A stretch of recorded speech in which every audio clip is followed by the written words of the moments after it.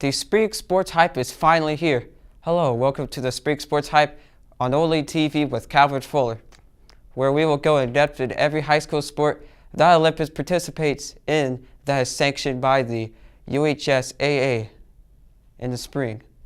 In boys tennis last season, Olympus did pretty well in the 5A boys tennis tournament, getting third place overall. In the first doubles, Milo Hedden and Oscar Smith made it to the semifinals before losing to a pair of freshmen from Brighton High. In the second doubles, George Goodson and Jake Fankhauser made it to the finals before losing to two people from Skyline. For singles, Caleb Bowen made it to the second round before losing. Then Matt Holmes made it to the semifinals before losing.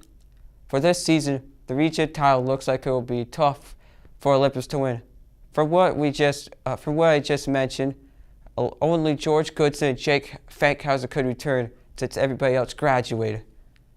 Compare that to Skyline and Brighton, who have finished above Olympus in the most recent state championship, where they don't have to replace anybody.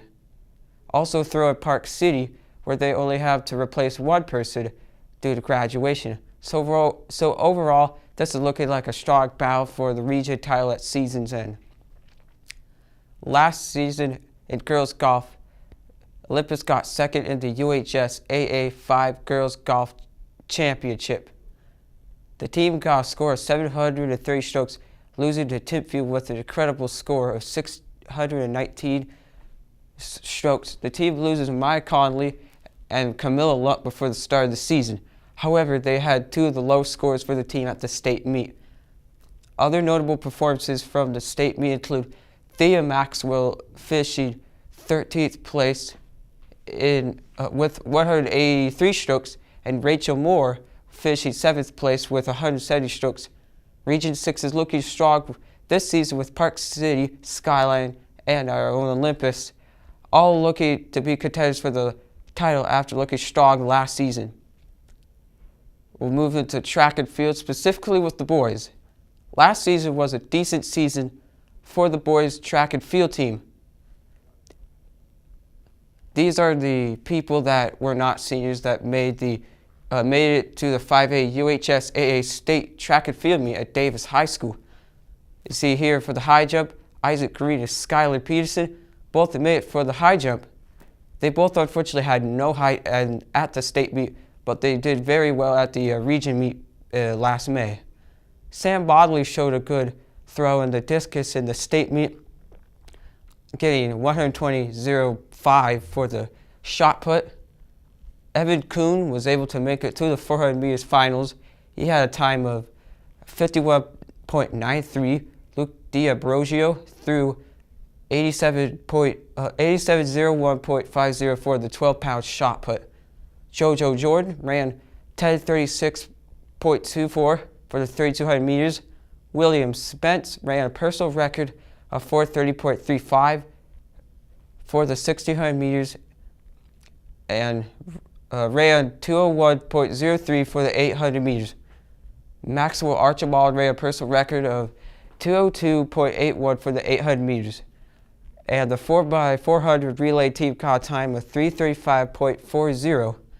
Other athletes to look out for this season include Dylan and Brendan Elliott, Scotty Jackson, Whitland Young, Vaughn Wallace, Greg Parker, and Hunter Juke. We'll move over to girls track and field.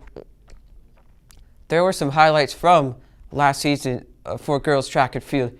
Here's an overview of what went down at the UHSAA 5 Girls State Track and Field meet at Davis High School. These, of course, are the people that aren't seniors. Millie Wilcox placed third in the 400 meters finals with a time of 57.51. She also did the 800 meters and got a time of 2:21.46. Bryn Fisher did the 400 meters in 1:01.95. It was not fast enough to get past prelims, unfortunately. Oteta Kitiona did the 300 meters hurdles 30 inches in 49 seconds and 93 seconds. The 4x200 meters relay team ran a total time of 1 minute and 47 seconds, 0.83 milliseconds. The 4x400 meters relay team ran a time of 4 minutes and 10 seconds. Other athletes to look out for this upcoming season include Carly Day. She was injured last season. Freshman Sophia Jordan, Eleanor Delaney, Liza Barnett, and Hallie Zimmerman. Preseason training is on Tuesdays and Thursdays from 2:30 to 4 p.m. If you want to join the team. Meeting at the indoor track or outdoor track, depending on the temperature. All are welcome. Bring running shoes and clothes for exercising in any weather. Official practice begins when we return for President's Day weekend. There are no tryouts. If you would like to join the team, meet on Tuesday, February 22nd at the outdoor track after school, 2:30 to 4 p.m. Final day for Joy Track and Field is on March 1st. The first meet for JV is on March 16th at Highland High School. And for varsity, the schedule is not finalized, but for what I could find, it looks like the first meet will be the Early Bird Invitational on March 18th and March 19th at Mountain View High School in Orem. We'll move over to boys soccer. Last season, the boys soccer team had good wins over region opponents during the month of April. During that month, they had 8 straight wins before losing in a shootout against Murray. The team was led by Kevin Jara, who scored 5 goals throughout the season. In the state tournament, they lost to Woods Cross in the first round. Olympus competes in their first match on March 15th against Judge Memorial at home. And we'll move over to softball. Last season, the softball team enjoyed some good wins, with the best win coming over Skyline, 23-21. They unfortunately lost to Mountain View in the first round of the playoffs. The team was led by Callie Bordos with 23 RBIs. Softball hosts open gym on Tuesdays and Thursdays from 4:30 p.m. to 6:30 p.m. and Saturday from 10 a.m. to noon. They meet in the weight room, then work on hitting or throwing. Tryouts will be held on February 28th at 2:30 p.m. The softball team's first games are on March 11th and March 12th in the Dixie Flyer Fire Up tournament. On March 11th, they play against Wasatch at 2:30 p.m., Enterprise at 3:45 p.m., and Pineview at 9 p.m. On March 12th, they play against Dixie at 12:15 p.m. and Morgan at 3:45 p.m. We'll move over to baseball now. The Titans were great in baseball last season. They were number 1 in 5A baseball RPI heading into the 5A state tournament. As you see on the graphic, Olympus had 22 wins and 2 losses. One came from Skyline, the other came from Stansbury, and they're now 5A. Salem Hills, you see, 20 wins and 5 losses. Timpanogos, 19 wins and 6 losses. Cottonwood used to be in the region, 17 wins and 6 losses. They're not in the region anymore. And Woods Cross up in Region 5, 18 wins and 5 losses. So that's how the RPI stacked out. In the tournament, they would win against Wasatch twice in the third round, all coming at home. I was at the game. After that, they lost to Orem, putting them into a 1-loss bracket. They won against Woods Cross. And then they had a hard loss against Maple Mountain. The Titans were led by then junior Ashton Johnson. He scored a total of 34 RBIs and had 2 home runs in the season. Behind him, there is Mick Paul. He scored 23 RBIs, 2 home runs, 7 triples, and 7 doubles. Expect a good season from the baseball team. Their first games are in the Dixie tournament. On March 18th, they competed against Farmington and Clearfield. Then on March 19th, they compete against Juan Diego Catholic and Dixie. We'll head over to girls lacrosse. The team was good last season.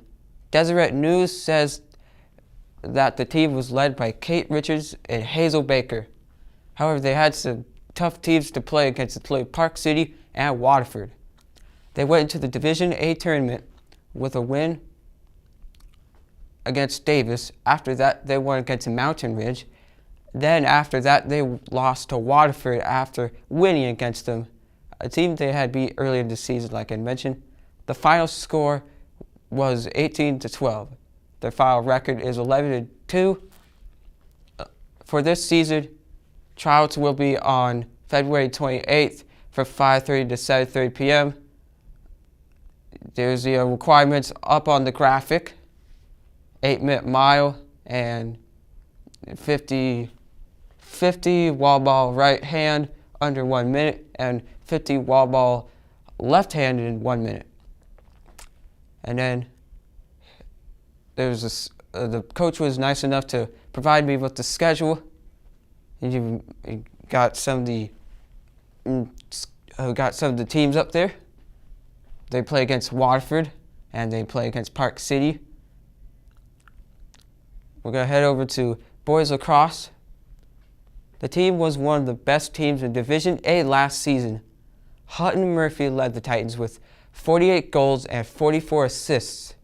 Other contributing players include Camden Rossi with 31 assists and Nate Shetler with 44 goals.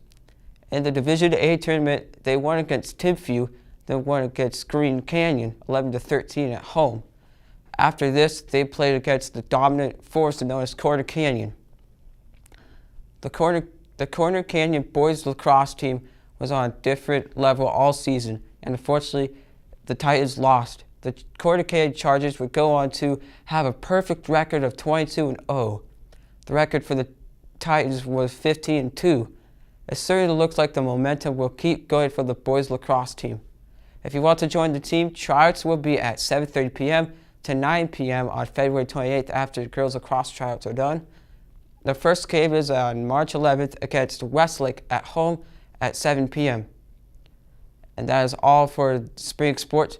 Thank you for watching and have a good rest of your day.